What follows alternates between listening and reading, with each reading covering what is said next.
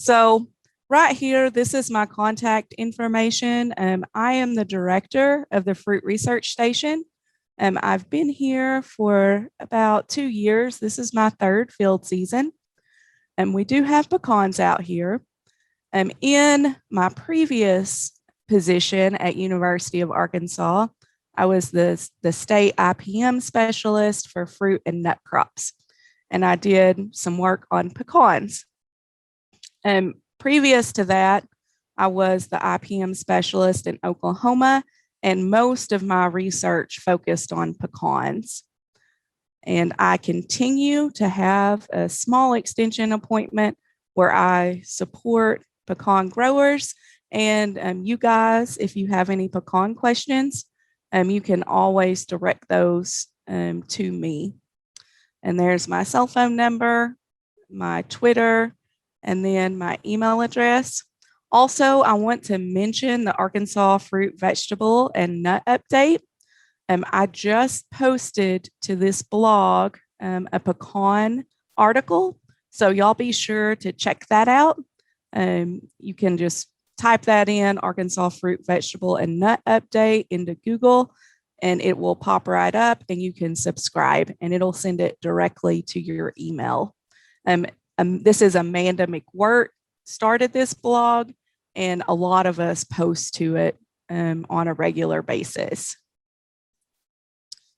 So pecans, the fruit and the leaves, we have to protect everything to get a good crop. So they are susceptible to insect pests and disease as soon as they break bud, which is sometime in April, all the way through November. So that is fairly unique to a crop. We have to protect them for a long period of time.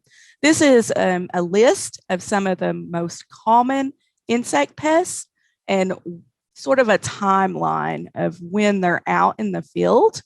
And we're going to go over some of the early season pests. Just real quick, I wanted to go over some of the terminology you'll hear in pecan production. The first one is dormant. So this is when all the leaves have fallen in the winter. There's no growth going on. The plant is completely dormant. The next terminology you hear a lot is bud break. So this happens in April. Pecans generally are one of the last trees to break bud, and this is a mechanism to help protect it from frost.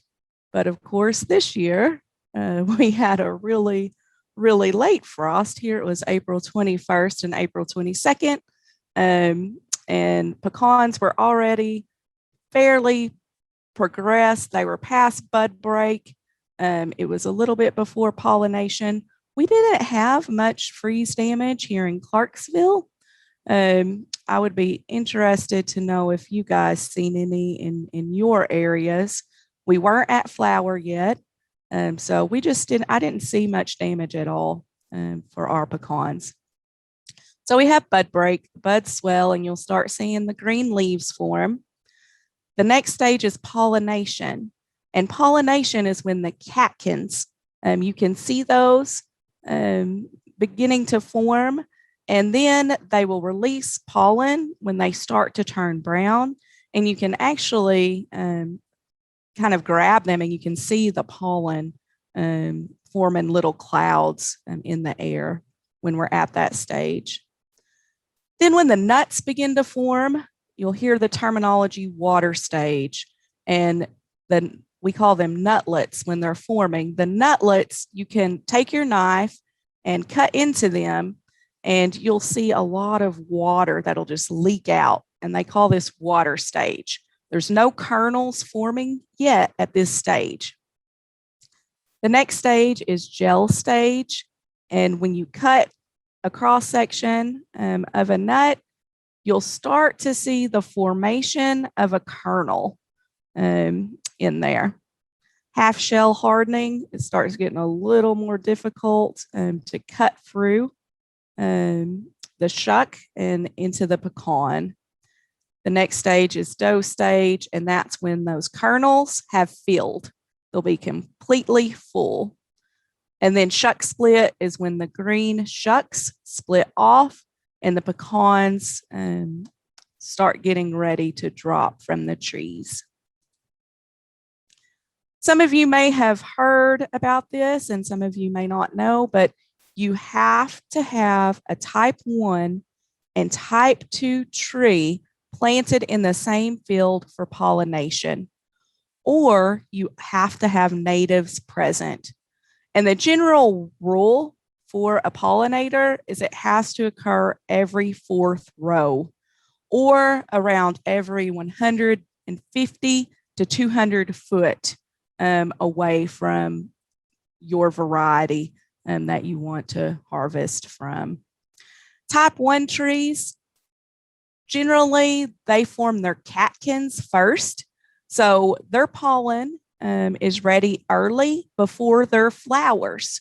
So that's why we have to have a type 2 tree to pollinate them, because type 2 produces their pollen later when the type 1 flowers start to bloom. And this is just a little list of type 1 and type 2 plants, and then just an estimate of how many pounds of nuts you can get, how many kernels per pound, how prone they are to alternate bearing, when they become bearing age, the maturity level, and the scab resistance. And generally, you know, the lower amount of pecans per pound, the bigger the pecan is. And that's really important to a lot of growers, because if a grower is going to target a commercial market, they need to try to grow a larger pecan if they're trying to get into a Chinese market, if they're selling to a sheller. Now, if they're just selling to the general public or something like that, you know, something else will definitely work.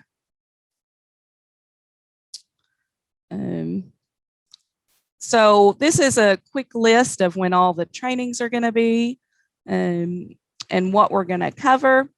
Next, we're going to cover some irrigation management and weed control. I went out and took some pictures of our pecans last week, and here is where we're at in Clarksville. And I will say we're just a little behind schedule compared to normal because we've had a lot of weird weather. But a lot of people don't know what pecan flowers look like, and we're definitely at flower here with Pawnee. And if you look at the terminals, you'll see these really odd structures, and the flowers are receptive to pollen when they start to turn red. And you can see right now we are at pollination with Pawnee. And then if you look over here, this is a type 2, and this is a catkin, and the catkins have started to open and release pollen here at Fruit Research Station. So that was just sort of an overview of some common pecan terms and some basics. I want to go over really quick, just some things to look out for. And I'm going to start back with the dormant season, January and February. It is important to still manage in this time period because you can really save money by lowering pest populations early. And what we're really targeting is our borers, our scale insects. It can help with aphids because they overwinter underneath the bark, and aphids can be a problem in pecans. So what you want to do is put out a dormant oil before bud break. We generally just use a horticultural oil. You need to apply with an air blast sprayer to reach the tops of the trees and get really good coverage for all insecticides and fungicides. So keep that in mind if you have a grower thinking about establishing some pecans that, you know, they're definitely going to need some specialized equipment. And that is for homeowner is more difficult, you know, for them to get an air blast sprayer or something like that. So they're going to have to use a lot of cultural techniques. But all of our commercial guys have air blast sprayers because coverage is very, very important. So if we only get the bottoms of our trees, like in this picture, and the tops of those trees are just going to be a reservoir for pecan scab and other insects to take over. So we definitely want really good coverage. This looks like my child running around at Fruit Research Station. So moving on to April and May, early season insecticide applications will affect later insect populations. So I want everybody to keep that in mind, and we'll just go over some of the beneficial insects that we see in pecans. We want to do our best to preserve beneficial insects, and this means using very targeted insecticides early on, not putting out pyrethroids like Warrior and Lorspan and those types of things early on if you can help it. So parasitic wasp, this is a picture of an aphid that's being parasitized. Do a great job with aphid control. Also, this is the green lacewing. You see these quite a bit in pecan orchards. They have an egg on the end of a little stalk to help protect that egg from predation. So if you see little eggs on leaves on stalks, that is the green lacewing. The larvae will cover themselves with trash. They're really interesting little creatures. If you see one, they have very long mandibles that they use to pierce the aphids and eat them. And then this is just the ladybug life cycle. I know most of you guys are familiar with what ladybugs look like, but they're prevalent in orchards. I get a lot of calls on this one, and you guys probably will too, but wheel bugs are prolific in pecan orchards. And I always get calls when they're at this stage, when they're at the nymphal stage. And here's what the little guys look like. They have a red abdomen. And a lot of growers will call and ask me if these are pests, and they are not. They're predaceous on larger insects. So they'll eat stink bugs and beetles and things of that nature. So the first pest that you'll probably get calls about is Pecanphylloxera. This damage shows up really early after leaves have formed. And unfortunately, when we're at this stage, when you see the damage, there is nothing that can be done, because what has happened is the Pecanphylloxera has made a gall and laid eggs all inside of the gall. All of this are little eggs in Pecanphylloxera that have hatched out. So we do not have an insecticide that will manage it at this stage. So what you have to recommend is that the next year they put out an early spray in very early spring when those leaves are starting to form, and you have to use Lorspan, Malathion, 7, Silencer, or Warrior. And honestly, Lorspan is probably the best bet. It has a really good residual, and the timing for this is very difficult to get. You can put sticky tape out to monitor for the adults, but that can be really difficult in pecan orchards where the trees are very, very tall. Homeowners would maybe have a little more success monitoring for these guys. Dormant oil applications also help. So I would recommend a dormant oil application and then a Lorspan spray early on. And I know I just said don't spray it. The only time I recommend spraying Lorspan early on is if you have Pecanphylloxera. Once you get rid of Pecanphylloxera, you won't have to make that early application of Lorspan. And if you do make an early application of Lorspan or Warrior, the grower needs to be prepared that they're probably going to have some issues with aphids or mites down the road. So that's something to keep in mind. Another thing is Pecanphylloxera. The galls are for some reason very attractive to hickory shuckworm. Hickory shuckworm will feed on the galls, and that is another pecan pest we see in usually late July. So just another reason to control phylloxera so you don't have problems with shuckworm. I've started to see this damage more often in Arkansas pecan orchards. This was a big issue in Oklahoma when I came here. It wasn't reported that often, but this is pecan nut casebearer. And we have 3 generations in Arkansas a year.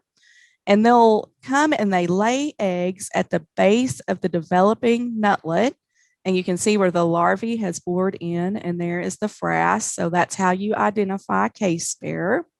The nutlets that are affected will just drop off from the plant in most cases. And here's a later generation. They'll attack even the more developed nuts. You can monitor for casebearer. We generally put out our casebearer traps beginning of May, and then we put out a spray whenever you start catching them. But another good rule of thumb, if you're going to spray on a calendar and you can't monitor, is to put out a casebearer spray right after pollination. So right now, generally, I've always recommended about mid-May to get a pecan nut casebearer spray out. And the best thing to recommend is methoxyfenozide or Intrepid. It has a really long residual, and it's very soft on beneficials. Also, Javelin is a good option, but that one doesn't have quite the residual activity as methoxyfenozide. So spray around pollination around May 10th to 15th. Okay, so those were our early season pecan insect pests. The next thing I want to quickly go over is pecan scab, because pecan scab is the biggest issue in pecan orchards in our state. Every grower has it, and you have to treat for it if you expect to get a pecan crop. I have growers call me sometimes that say, I've never sprayed anything and I had a crop. And I'll ask them, well, what year was that? And they'll say, 2012. And I'm like, well, 2012, we had very, very little rain. So, you probably did get a crop then, and then it consistently goes down as the pecan scab inoculum just gets greater and greater in their orchards. It is a fungus, and they start being produced in the spring with warmer temperatures. The general rule of thumb is you start accumulating scab hours when you have weather over 70 degrees and 90% humidity. So if you've heard of people talk about pecan scab hours, it's the number of hours over 70 degrees and 90% humidity. And here's some pictures of pecan scab when it first gets started. It isn't real noticeable in the beginning. It's just little black spots, and it will be everywhere. It gets on the leaves. It gets on the shucks of the pecans. It gets on the branches. It will infect every part of the tree. One thing to note is that cultivars are much more susceptible. And when I say cultivar, I mean a bred variety. A lot of people will call these paper shells. Natives, generally they're much smaller nuts, and they have quite a bit of resistance to pecan scab. So one thing to always remind folks is if they're going to grow pecans, cultivars are going to require much more intensive management. So I'm going to talk about scab management for cultivars. You can plant resistant cultivars. I use that terminology loosely because I don't see that we have complete resistance in a lot of our pecan varieties, even if they're said to be resistant. And that resistance does break down over time, unfortunately. Open up orchards to air and light. This is a big one. And I see this in older orchards over and over again, where the orchards are very crowded. And if you go into an orchard and you cannot see 50% of sunlight on that orchard floor, then some thinning needs to happen. So you can prune dormantly to sort of open up that canopy some, but sometimes growers will need to remove trees to open up that orchard to get enough light in and enough airflow. And this will help with pecan scab. It will not manage it fully, but it will help. Most everyone has to implement a fungicide spray program. I'm going to talk to you guys about a phenological scheduling method.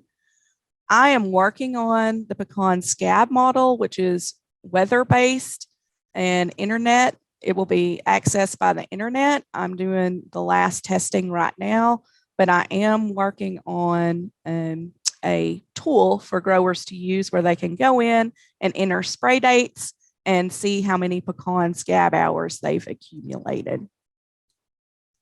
Just real quickly, because y'all have probably seen this before, because this graph is shared a lot on nursery websites. They'll list, varieties that have resistance. So highly susceptible, moderately susceptible, low susceptibility. I highlighted Stewart in red because the Stewart trees that I have seen have all been susceptible to pecan scab. I think the resistance has probably broke down over time. Nakono does a pretty good job. Kansas, Lakota, those are some good ones that I still see some resistance in. Moderately susceptible, Caddo, Pawnee, Oconee, these are some that are planted a lot in our area. And I just wanted to show you the difference between one that has a little more resistance than another one. This is at Fruit Research Station. And this was, I believe I took this photo a few years ago, maybe a year ago. But this is Pawnee. And this year we did not spray our pecan trees at all. Right here you can see a little lesion of pecan scab. And these actually have pecan scab and powdery mildew. They're susceptible to that as well. And if anybody wants to guess what variety this is, this tree was right beside this one. This is Kansas. Kansas still has a really good level of resistance. And if I make recommendations to homeowners, or if you guys do, I generally always recommend a Kansas because they're smaller nuts. They have pretty good resistance. So it's a really good option for homeowners. It's a good option for commercial folks too, but the nut size is just a little small. And so some of them, that's why they don't grow Kansas. So right here is the phenological calendar for spraying for pecan scab. You want to recommend a pre-pollination spray. This is when you have 1-inch leaves. And so this will be fairly early. This will be in April. You want to recommend another one. They can tank mix with their first casebearer spray. And this is when pollination is complete. So second spray should be going out really soon. So usually mid-May. Then you're going to start doing cover sprays. Your first cover spray is going to be 2 to 3 weeks after the first case bearer. And then that will repeat for the entire season until you get to probably late August, early September. That can stop. In general, I see about 6 to 8 sprays go out in commercial pecan orchards that do a good job and have a really good crop. So it's really important to spray for pecan scab. This is some data from Bill Reed. He did some pecan scab ratings and recorded yield. So you can see the higher their scab rating.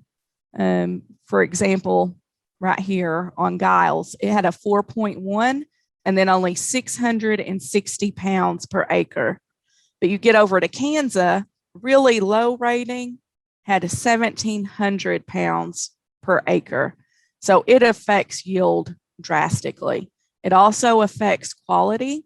It'll cause stick tights, so it'll cause the pecan to stick to the shuck, so it will not fall to the ground. Also, it will cause the pecan kernel to become black inside, so it also will affect pecan quality besides yield. I talked about the need for a pecan scab advisor that is weather-based. So right now we are looking at a weather-based model here in Arkansas. We're looking at using data from 75 weather stations, and it's going to calculate the number of scab hours. So the number of hours that we have greater than 70 and that relative humidity is greater than 90 accumulated in the last 14 days. And I'm also going to put information on there about cultivar susceptibility and some different fungicides and things like that. We have a good list of products available. This is just an example. You guys know where to find that information. That's our MP 154, our Arkansas Plant and Disease Control Manual that lists all those products. And then I just want to mention who has funded this series is Southern SARE. And then I've received money from Arkansas Ag Department and USDA for our pecan scab spray tool that I am working on. And real quickly, let me go to, so I post to Amanda's blog, and I drew up an example pecan spray schedule for Arkansas. I posted this last year, and I'll post it again pretty soon. But if you want this, I've sent it out to a lot of you, but I sort of summarized everything and I make recommendations on what to spray.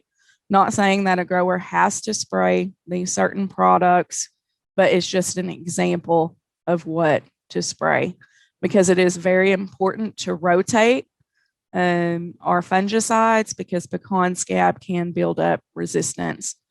Also, a few of these chemicals are more effective early season and late season, and I've noted that here. But like Super 10, it is one of those chemicals that is a little more effective late season. And I don't know if you have growers that use it, but do be cautious about recommending that one, because they do need a cab tractor to spray that. And, you know, just make sure you